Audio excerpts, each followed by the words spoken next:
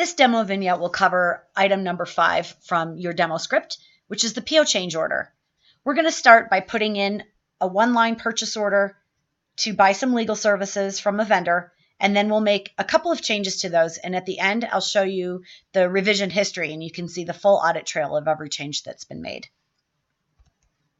So I've signed in now as Calvin Roth, and we're going to look at procurement and enter a new PO.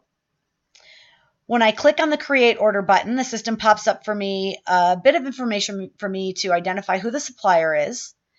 I've got type ahead, so I just type a portion of the supplier's name, and the system sorts through the vendor file and pulls up the suppliers that match. I click to select, click Create, and the system pulls in some default information for me into the header.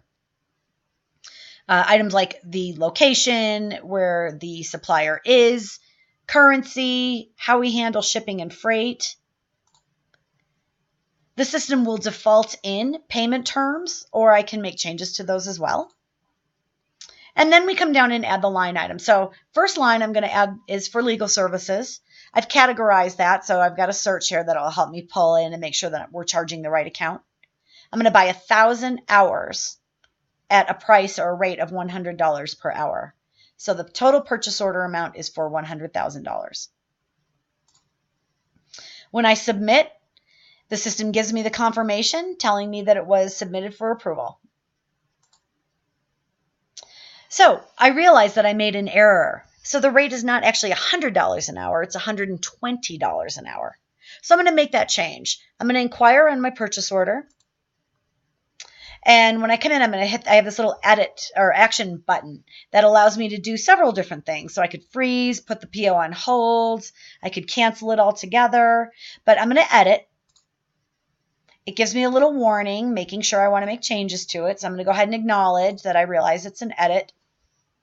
And I'm going to come down to the line and I'm going to update that rate. So instead of 100, I put in 120. It updates the dollar amount for me. And you can see at the top of the header, it's keeping track of this change. So I know that I'm working on the first change order. I've entered in a description, and it's tracking for me the dollar amount of that change. When I click Submit, it's going to submit that again for approval if required. Right? I'm going to make one more change. I'm just going to add another line to add some audit services here. So same thing. I come in, I hit the Actions button, I do an edit, I acknowledge that I realize I'm making a change.